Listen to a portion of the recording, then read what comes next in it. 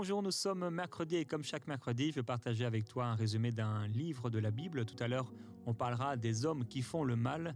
Mais avant cela, partager ensemble avec toi ce résumé de 1 Thessaloniciens. Nous sommes rendus là, une épître qui a été écrite par l'apôtre Paul, mais également par Silas et par Timothée. C'est intéressant de voir Timothée en préambule de cette lettre, puisque c'est plus le Timothée qu'on voit un peu plus tôt, ou des années plus tôt, quand il était jeune et que l'apôtre Paul va le prendre avec lui. C'était un jeune qui marchait d'une bonne façon, avait un bon témoignage, mais il va grandir et le voilà maintenant co-auteur avec quand même le grand apôtre Paul. Alors Dieu nous appelle à pouvoir grandir chacun et on est plus qu'on était auparavant. On est appelé à grandir, à maturer. Et aujourd'hui, peut-être c'est toi qui as besoin d'être accompagné et d'être épaulé, peut-être d'être pris par la main. Mais demain, c'est toi qui prendras les autres par la main. Au nom de Jésus, que le Seigneur puisse te faire grandir et qu'on ne continue pas toute la vie à boire du lait seulement, mais à pouvoir aussi manger de la bonne viande et grandir et maturer à tous égards. C'est la volonté du Seigneur pour toi. Et donc, cette lettre écrite par Paul, Sylvain et Timothée, c'est environ 50 après le Seigneur. Depuis Corinthe, probablement, environ 20 ans après la résurrection de Jésus. Et c'est quelques mois seulement après la fondation de l'église de Thessalonique. C'est l'un des plus, ou peut-être le plus ancien texte du Nouveau Testament. Les évangiles vont être écrits apparemment 15 à 40 ans plus tard. Et donc, ces apôtres, ou pasteurs, s'adressent à l'église de Thessalonique. Donc, en fait, Paul avait été 3 semaines dans cette ville. Il y a un beau réveil, en tout cas, des belles choses qui vont se passer, comme partout un peu où il va, mais le ministère va être interrompu par une persécution violente contre l'Église et les premiers croyants. Paul va devoir fuir de nuit vers Bérée. Et il va laisser derrière lui en fait une église naissante, mais une église sous pression. Et c'est à eux qu'ils vont s'adresser. Quand il est inquiet pour eux, il va envoyer Timothée depuis Athènes. Et Timothée va revenir avec des bonnes nouvelles. Voilà, leur foi est intacte. Malgré la persécution, ils marchent avec le Seigneur. Et Paul va donc leur écrire pour les encourager et pour répondre à quelques questions. Donc, les objectifs sont donc plusieurs. L'un, c'est donc, comme je l'ai dit, encourager leur foi. Cette église nouvelle et persécutée, l'amour, l'espérance, corriger aussi des incompréhensions par rapport à la mort, par rapport à la mort des croyants et aussi le retour de Jésus. Et il va les encourager à vivre une vie sainte, vigilante et responsable. On doit marcher dans la sainteté, même dans la persécution. Continuer à marcher dans la sainteté. Quelques versets clés de cette épître. Alors 1 Thessaloniciens 1 chapitre 1 verset 9, il dit « Car on raconte à notre sujet quel accès nous avons eu auprès de vous et comment vous vous êtes convertis à Dieu en abandonnant des idoles pour vous tourner vers et servir le Dieu vivant et vrai et pour attendre des cieux son Fils qu'il a ressuscité des morts, Jésus qui nous délivre de la colère à venir. » Au chapitre 4, « Ce que Dieu veut, c'est votre sanctification, c'est que vous vous absteniez de l'impudicité. » Toujours le verset 4, un passage que j'aime beaucoup. Je me souviens un jour avoir été visité dans ma salle de bain, alors j'allais me laver les dents, je crois, et il y a ce passage biblique qui est descendu dans mon esprit si fortement, j'avais l'impression d'être là, dans la nuée avec le Seigneur. Il est écrit car le Seigneur lui-même a un signal donné à la voix d'un archange, son de la trompette de Dieu descendra du ciel et les morts en Christ ressusciteront premièrement et ensuite nous les vivants qui serons restés, nous serons enlevés ensemble, tous ensemble, avec eux sur les nuées à la rencontre du Seigneur dans les airs et nous serons ainsi toujours avec le Seigneur. L'enlèvement de l'Église, c'est une doctrine biblique. Cela va arriver, chapitre 5. Il dit « Car vous savez vous-même que le jour du Seigneur viendra comme un voleur. » Et cet encouragement dont on a parlé aussi il y a 2-3 semaines. Soyez toujours joyeux, priez sans cesse et rendez grâce en toutes choses. Et je termine avec ce verset. Que le Dieu de paix vous sanctifie lui-même tout entier, que le corps, l'âme et l'esprit soient conservés irrépréhensibles jusqu'à l'avènement du Seigneur. Alors, quelques particularités de cette épître. C'est une des toutes premières lettres de Paul, chronologiquement. Une lettre très encourageante. Il y a peu de reproches, si on peut appeler ça des reproches, beaucoup d'affection et un accent fort mis sur l'espérance de Christ. Chaque fin de chapitre, les chapitres n'existaient pas en soi, mais chaque fin de partie, on va dire, se termine avec l'enlèvement de l'Église ou le retour du Seigneur Jésus-Christ. C'est marquant vraiment tout au long de cette épître. Il y a un équilibre qui est sain entre cette attente par rapport au retour du Seigneur, mais aussi nos responsabilités en tant que croyants. On ne s'arrête pas de vivre. C'est une lettre très pastorale. Il écrit vraiment comme le ferait un père ou comme le ferait une mère. Et il n'y a quasiment aucune citation de l'Ancien Testament, puisqu'il va s'adresser beaucoup à des païens convertis, avec pour beaucoup une méconnaissance ou connaissance qui n'est pas très forte autant que les Juifs de tout l'Ancien Testament. Et on retrouve de manière très très élevée la seigneurie de Christ, puisque dans cette petite épître de 5 chapitres seulement, 18 fois on a ce terme, le Seigneur Jésus-Christ. Jésus-Christ n'est pas seulement le Sauveur, mais il est également le Seigneur. Jésus veut être ton Seigneur, celui qui dirige ta vie. Il ne suffit pas d'être sauvé, il s'agit de suivre ses pas. Et pour aujourd'hui, dans un monde qui est sans espérance, 1 Thessaloniciens va proclamer l'espérance du retour de Christ contre la moralité d'aujourd'hui qui est vraiment, on appelle le mal bien, le bien mal. Eh bien, c'est un appel à la sainteté. Et pour une église qui est endormie, eh bien, c'est ce message que Christ revient. Et dans le deuil et la consolation, il y a une consolation. Et c'est cette consolation, nous serons toujours avec le Seigneur. Oui, viens, Esprit du Dieu vivant, sois le maître en moi. Viens, Esprit du Dieu vivant, sois le maître en moi.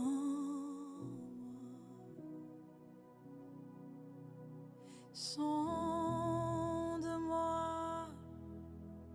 courbe-moi, brise-moi, façonne-moi. Viens, Esprit du Dieu vivant. Oh, viens et règne en moi.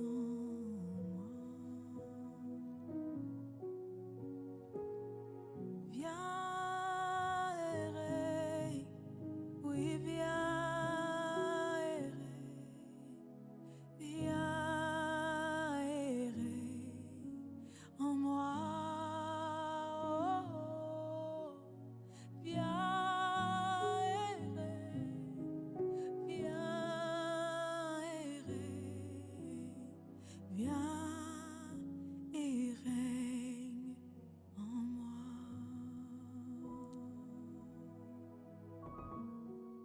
Alléluia. Ça doit être notre prière. Seigneur, règne en nous, règne en moi, règne dans mon cœur, que tu ne sois pas seulement le Sauveur, mais aussi le Seigneur de mon âme. Je veux te suivre, Jésus. Nous sommes dans cette série, cette semaine, où nous parlons des mauvais hommes et de plusieurs mauvais hommes de la Bible pour nous encourager à la vigilance, particulièrement en tant que femmes, vigilants par rapport à ces hommes méchants, ces hommes mauvais. Aussi, nous, en tant qu'hommes, à faire attention à ne pas tomber dans ces travers, les travers de la méchanceté. Aujourd'hui, on va justement parler de ces hommes qui font le mal. Et il y a partout des gens qui font le mal et malheureusement, parfois, des gens qui sont proches de nous. Et malheureusement, parfois, eh bien, ça peut être nous si on s'est détourné du Seigneur. On va lire ensemble dans 1 Timothée chapitre 1, ce qui a été l'expérience de l'apôtre Paul, avant d'être l'apôtre Paul dont on a lu l'épître, en tout cas le résumé, on a partagé ensemble ce résumé il y a quelques instants. Eh bien, il n'était pas cet apôtre si patient, si doux. Il va dire au bout d'un moment que, eh bien, dans son ministère, les fruits de l'apostolat ont été vus par, entre autres, une patience à toute épreuve. C'était un homme doux, c'était un homme patient, mais il n'a pas commencé comme ça. Et on lit avec Marie cette histoire. Je rends grâce à celui qui m'a fortifié, à Jésus-Christ notre Seigneur, de ce qui m'a jugé fidèle en m'établissant dans le ministère, moi qui étais auparavant un blasphémateur, un persécuteur, un homme violent. Mais j'ai obtenu miséricorde parce que j'agissais par ignorance dans l'incrédulité. Et la grâce de notre Seigneur a surabondé avec la foi et la charité qui est en Jésus-Christ. C'est une parole certaine et entièrement digne d'être reçue. que Jésus-Christ est venu dans le monde pour sauver les pécheurs, dont je suis le premier. Mais j'ai obtenu miséricorde. Amen. Et il le répète 2 fois, hein, c'est la miséricorde du Seigneur qui l'a changé, qui l'a transformé et qui l'a fait naître de nouveau. On a parlé cette semaine de ces hommes qui font semblant, hier on en parlait, ces hommes qui font semblant d'être des frères ou ces hommes qui font semblant d'être spirituels. Il en faisait partie. Quelque part, d'une certaine manière, quand même c'est vrai, il avait quand même il avait un amour pour la vérité, dans le sens il voulait faire les choses d'une bonne façon, et même légalement, etc. Il le dira qu'il était comme irréprochable. Hein. Mais malgré ça, eh bien, il blasphémait le nom de Jésus, il persécutait l'Église, et c'était un homme violent. Saul, ce qu'il était auparavant, était rempli de violence. Mais il dit, et il le répète, j'ai obtenu miséricorde. Et j'imagine l'apôtre Paul, peut-être parfois devant les eaux, devant un lac ou un endroit ou un autre, sur un toit quelque part, plusieurs fois, ou en prison, au sein de sa prison, remercier le Seigneur et dire « Ah Père, tu m'as fait miséricorde ». Et louer Dieu pour la miséricorde. Parce qu'il se souvient de ce qu'il était auparavant, et chacun a sa propre histoire, mais Paul était auparavant Saul, et il se souvient que Saul, c'était un homme violent. C'était un homme méchant. C'était un homme colérique. C'était un homme emporté. Il dira, j'étais emporté, colérique. Alors tu peux changer. Et je l'ai dit en introduction, quand Timothée coécrit cette lettre de 1 Thessaloniciens, Timothée a changé. Timothée a évolué. Timothée a grandi. Si on écoutait parfois les histoires de ce que nous étions auparavant, autrefois, de ce que chacun de nous même étions, et si tu savais même certaines choses que j'ai pu faire autrefois quand mon cœur, même si j'avais ma relation avec Dieu, mon intimité avec Dieu, mais quand j'étais charnel, eh bien j'en aurais honte. J'en aurais honte. Mais comme dit l'apôtre Paul, mais il m'a été fait miséricorde, j'ai obtenu miséricorde de la part du Seigneur. Alors lui, c'était vraiment par ignorance, par incrédulité. C'est vrai, il y avait de la méchanceté, mais dans son cœur, je ne crois pas qu'au profondément dans son cœur, c'était forcément quelqu'un de méchant, au fond, dans son fond. Non, je pense qu'il cherchait Dieu, mais il était ignorant, et c'était juste quelqu'un qui était dans une religion. Malgré ça, il y avait une violence. Et s'il se souvenait de ce qu'il était autrefois, la violence qui était en lui, les gens qu'il a fait mettre en prison, des gens qui ont été tués à cause de lui, parce qu'il a porté son suffrage à ces choses, des gens qui prenaient dans les maisons, des chrétiens qui prenaient dans les maisons. À l'époque, c'était comme une milice, mais c'est comme une armée religieuse. C'était pas une armée ou des policiers comme aujourd'hui. Il y avait bien sûr les Romains, tout ça, mais il y avait aussi comme cette police religieuse. Et donc, le pouvoir d'entrer dans les maisons et de diviser des familles, etc., quelles conséquences dramatiques elle peut avoir. Mais il lui a été fait miséricorde. Il y a quelqu'un qui m'écoute aujourd'hui et tu te retrouves dans cette situation. Tu es comme ce Saul. Saul de Tarse, encore rempli de violence, rempli de méchanceté. Mais Dieu veut te faire miséricorde. Il fait miséricorde à qui il fait miséricorde. Dieu veut te faire miséricorde. Aujourd'hui, tu entends ces mots, ces paroles, et pour toi, c'est comme s'il n'y avait pas d'espoir qui était devant toi, mais ton espoir se trouve en Jésus. Jésus a le pouvoir de pardonner tes péchés devant Dieu. Jésus-Christ a le pouvoir de te laver, de te purifier. Tu te sens sale, il y a quelqu'un qui se sent sale depuis longtemps. Tu te laves et tu te laves les mains et tu te sens sale depuis que ces choses ont été faites. Mais au nom de Jésus-Christ, reçois le pardon de tes péchés. En t'adressant à lui, en venant à lui tel que tu es, en lui disant « Je viens comme Saul ».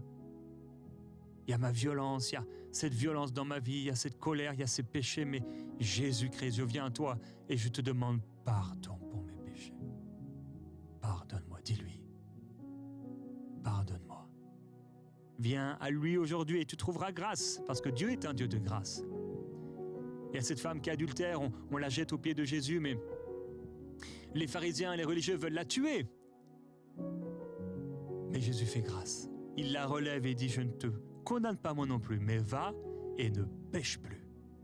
Il ne s'agit pas seulement de trouver Jésus pour avoir la paix et la joie, et il va nous la donner, mais il s'agit de changer de vie, changer de style de vie. Et Dieu s'adresse à quelqu'un. Tu n'as pas changé encore ton style de vie.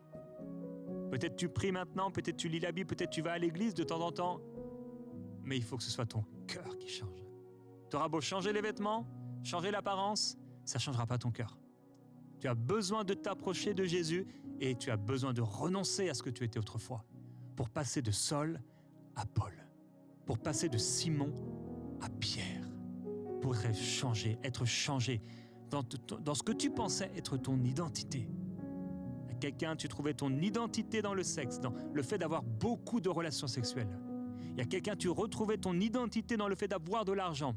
Quelqu'un, tu retrouvais ton identité dans le fait de mentir. Le fait de mentir te donnait une sorte de pouvoir et de supériorité sur les autres et tu as trouvé ton identité dans ces choses-là. Certains, c'était dans le cadre social. Tu t'es retrouvé, tu as toujours voulu monter plus haut parce que à cause de ton éducation et l'enfance, c'est ce que ton père t'a dit, eh bien, tu as cette notion en toi-même que être quelqu'un, être un homme, c'est être au-dessus des autres. C'est avoir le pouvoir sur les autres, dans l'entreprise, dans la société.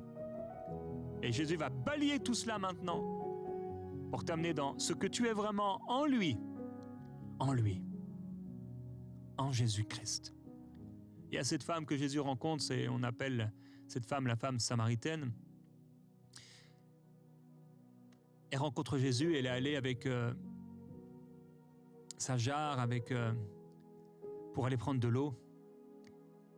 Et finalement, elle voit là Jésus. Et dans cette rencontre avec Jésus, en quelques instants, elle essaie de parler de religion et de parler de la lettre, etc. Mais Jésus l'appelle et l'amène à ce qui est le plus profond dans son cœur, c'est une soif qui n'est pas altérée, elle a encore soif en fait. Et Jésus va lui dire, tu as eu 5 maris. Et celui que tu as en ce moment, avec qui tu vis, c'est pas ton mari. Et un premier mariage. Et puis un deuxième mariage. Et t'imagines un troisième mariage. Et ça continue. 4e et 5e. Ah là là. Combien de personnes se remarient et ils se remarient en fait et ils pensent que ils ont appris la leçon mais ils se sont pas arrêtés.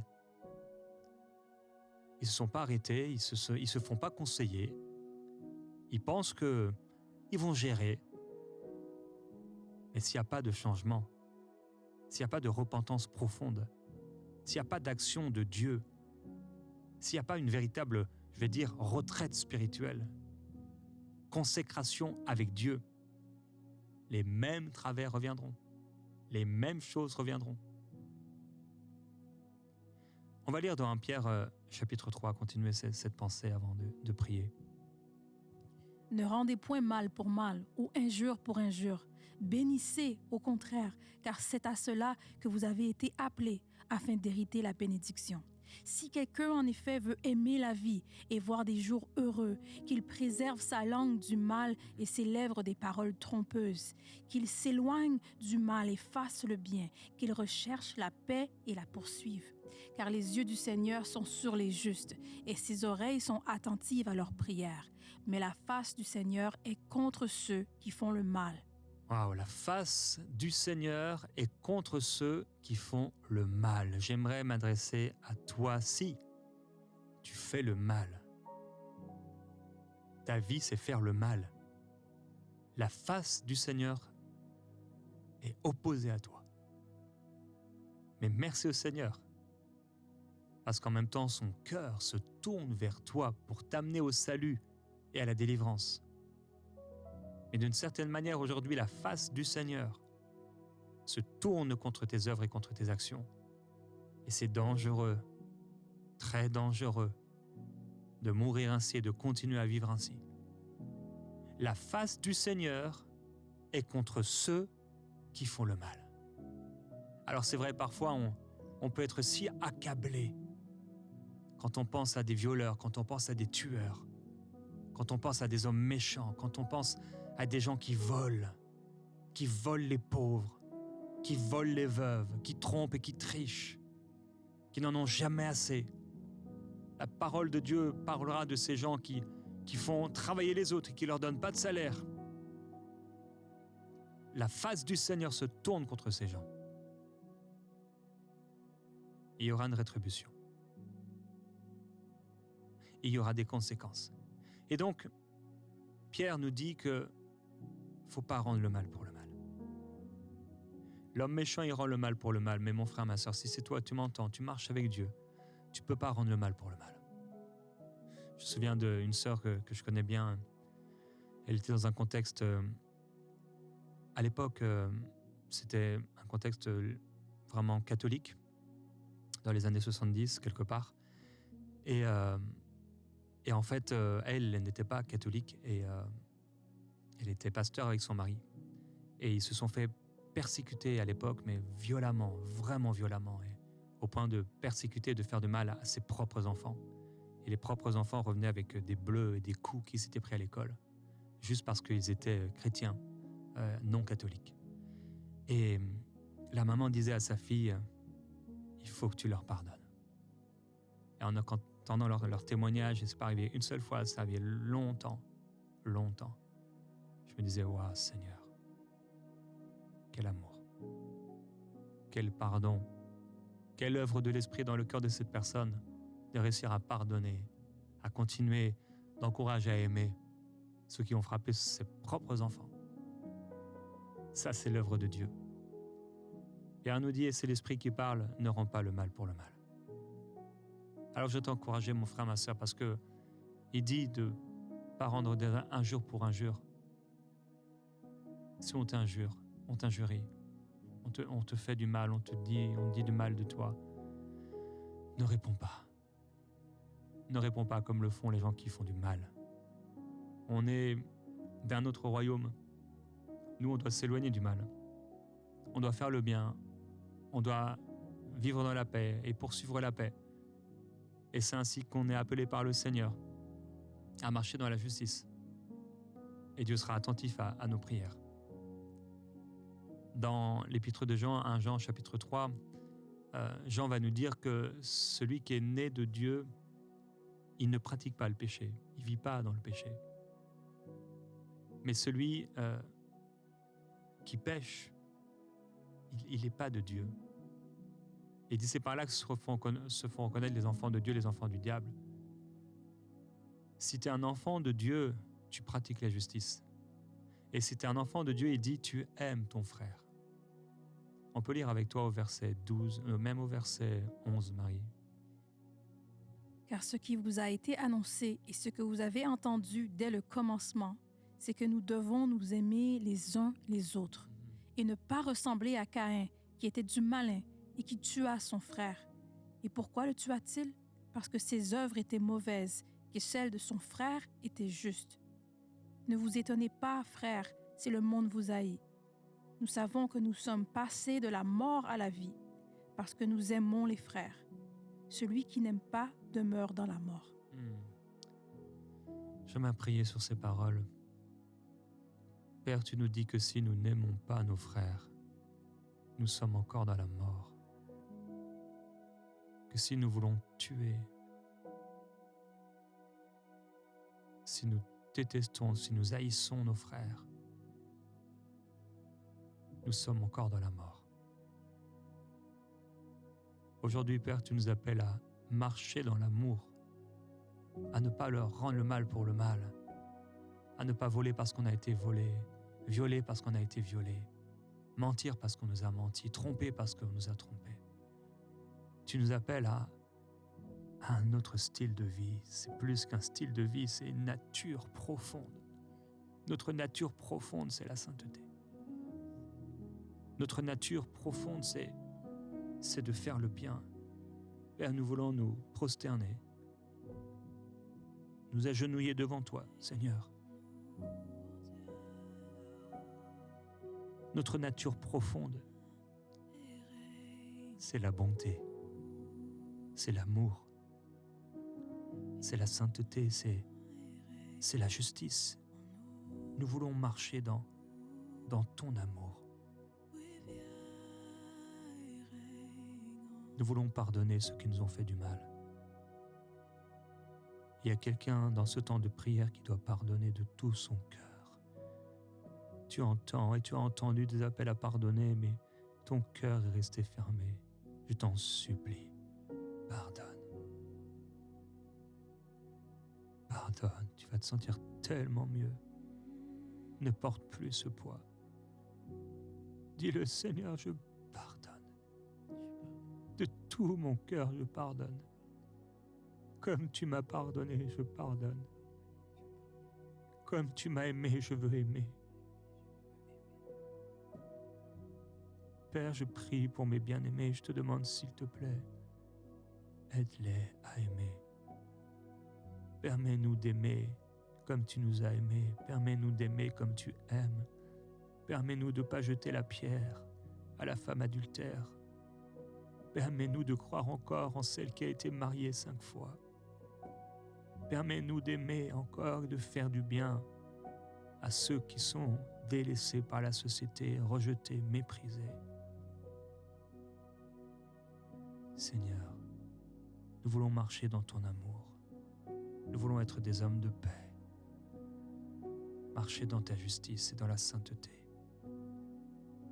Nous voulons briller comme des flambeaux dans ce monde et partager ton amour autour de nous. Nous rejetons le mal. Nous rejetons le mal sous toutes ses formes.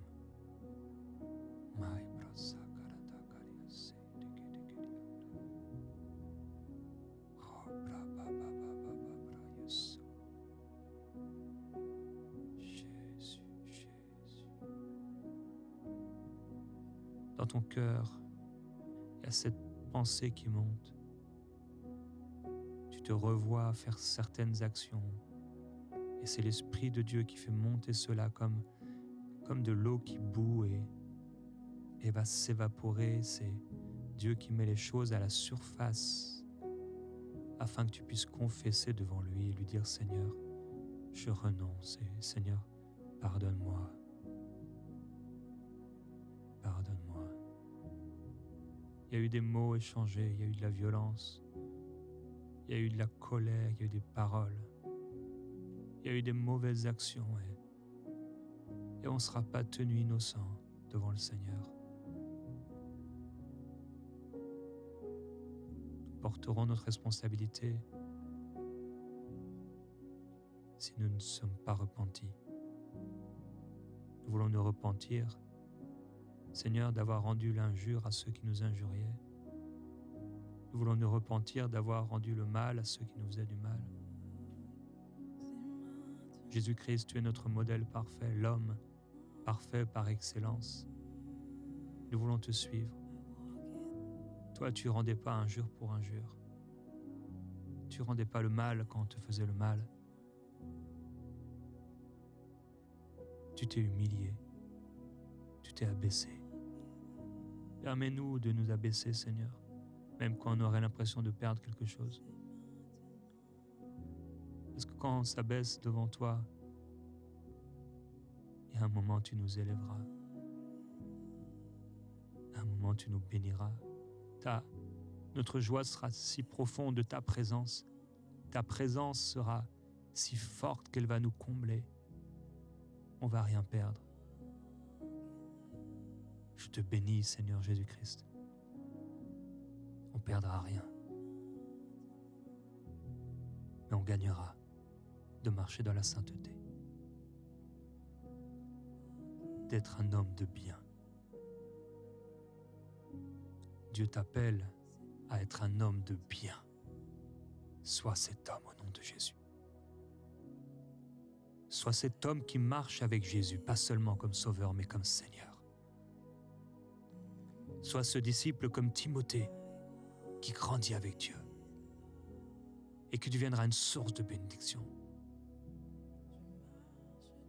Que tu puisses grandir dans la sainteté, grandir dans la justice, grandir dans l'amour, et passer de Saul à Paul, de Simon à Pierre, et être changé en un autre homme. Père, je prie que de ces cœurs de pierre, tu fasses des cœurs de chair. Que tu fasses de ces cœurs durs, ces hommes méchants, durs, qui ont endurci leur cœur, des maris aimants. Père, y compris cet homme qui entend sa femme écouter cette émission et qui a durci son cœur, endurci son cœur, alors qu'il a entendu même dans son enfance. Mais il a rejeté ta parole.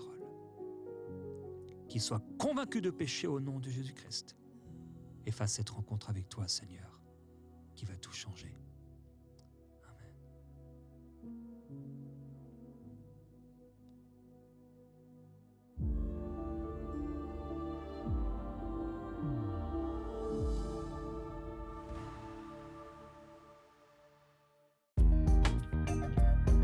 Merci à tous nos précieux partenaires grâce auxquels cette émission a pu être réalisée.